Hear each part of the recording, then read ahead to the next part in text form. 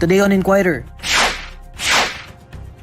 Tropical Storm Chedeng slightly intensifies while slowly heading west. Muntinlupa court denies bail plea of former Senator Leila de Lima. Defense Chief Gilbert Teodoro Jr. says Philippines not a pawn in geopolitical tensions in the Asia-Pacific region.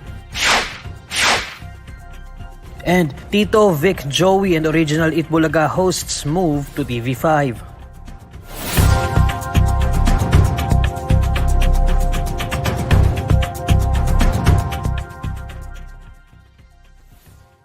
Good evening. The State Weather Bureau says Tropical Storm Chedeng slightly intensifies while slowly heading west. To tell us more, here's Pag-asa weather specialist Benison Estareja. Benison, what's the latest on this storm? Good evening, Sir Neil, and all our viewers. As of 4 in the afternoon, the center of Tropical Storm Chedeng was estimated at 1,150 kilometers east of southeastern Luzon. It has maximum sustained winds of 85 kilometers per hour near the center, so it has slightly intensified, and it has gustiness of up to 105 kilometers per hour. It is currently moving slowly west-northwest, and based on the latest track of Pag-asa, we're not seeing any landfall scenario. It is also less likely that we will raise some tropical cyclone wind signals in the coming days. Up until Friday, we're seeing the west-northwest movement of tropical storm or tropical cyclone Chedeng, and it may intensify into a typhoon by Friday. Then over the weekend, we're seeing the recurvature or moving northward, then heading northeastward of tropical storm Chedeng, and we're in the exit on the Philippine Area of Responsibilities around Monday. The effect of Chedeng is not expected direct effect coming from Chedeng, but we are seeing the enhancement of southwest monsoon or habagat in the coming days. So stay updated lamang po sa ating mga tropical cyclone bulletins and in case po mga heavy rainfall warnings. Benison, I might have missed it, pero inaasahan ba natin na mag-landfall ito? Because if we're looking right now at the possibility of this storm developing into a typhoon, siguro isa sa mga binabantayan ng ating mga kababayan ngayon is anong posibilidad na mag-landfall ito?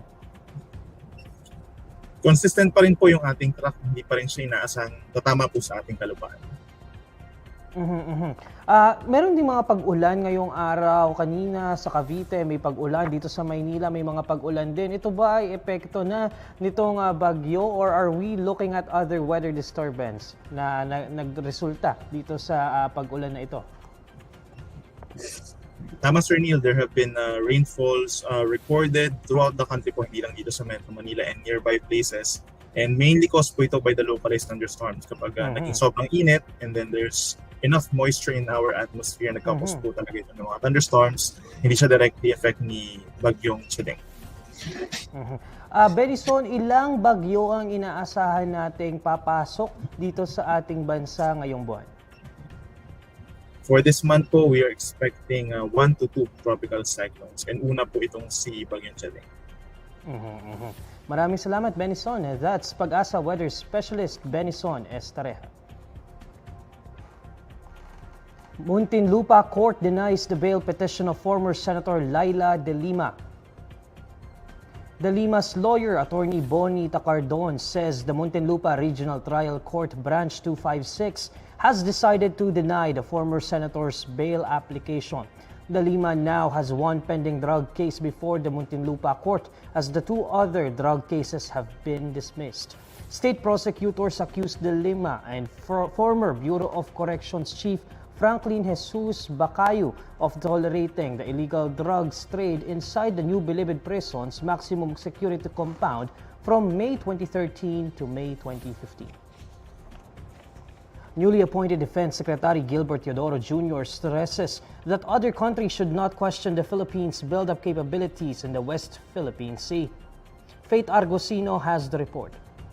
Defense Secretary Gilbert Theodoro Jr. says the country is not a pawn in geopolitical tensions within its territories, and other countries should not question its build-up capabilities in the West Philippine Sea.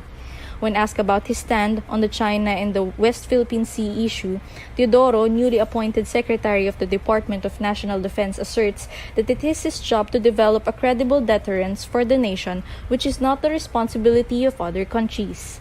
He says the Philippines does not question the buildup of offensive and defensive capabilities of other countries, so they should do the same.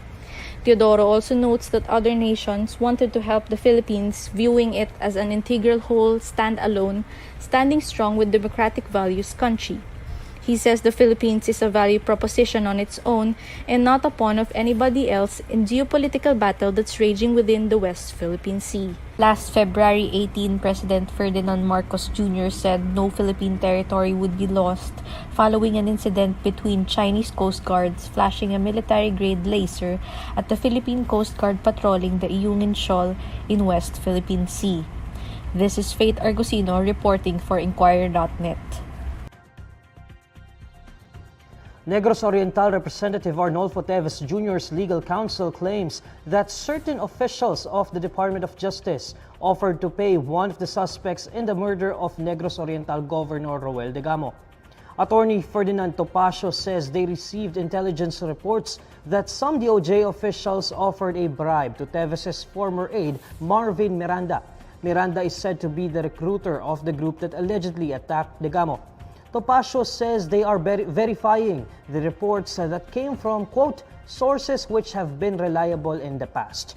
Topacio adds that he fears DOJ officials have become desperate after witnesses in the killing of Degamo withdrew their testimonies against Teves and Miranda. The allegations came a few days after Justice Secretary Jesus Crispin Remulla cited an intelligence report saying that the suspects in the killing of Degamo and 9 others received 8 million peso offers, each to recant their statements.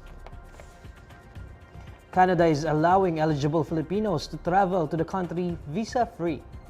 Filipinos may now travel to Canada visa-free if they had a Canadian visa in the last 10 years or if they currently hold a U.S. non-immigrant visa.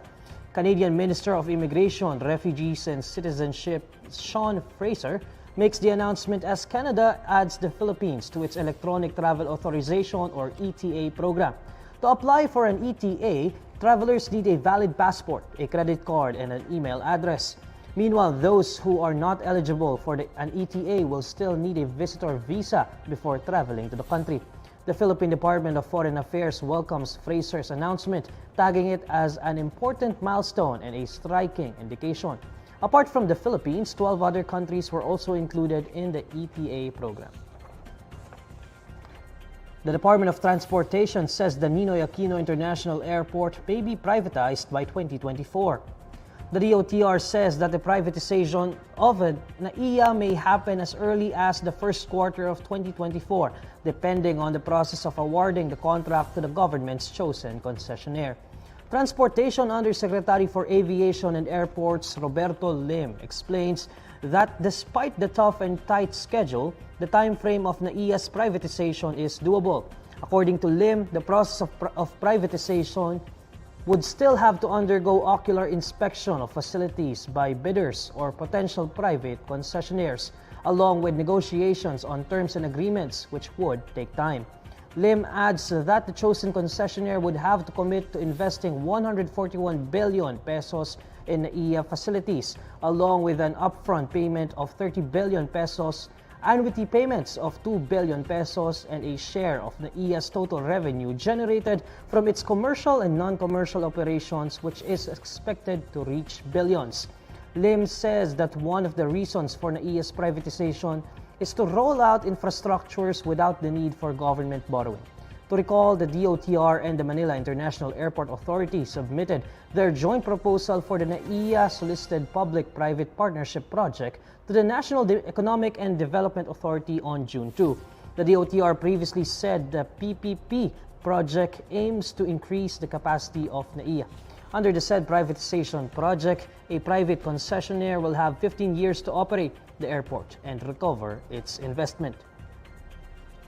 3 naturalized players bannered the 21-man Gilas Pilipinas pool for the FIBA 2023 World Cup.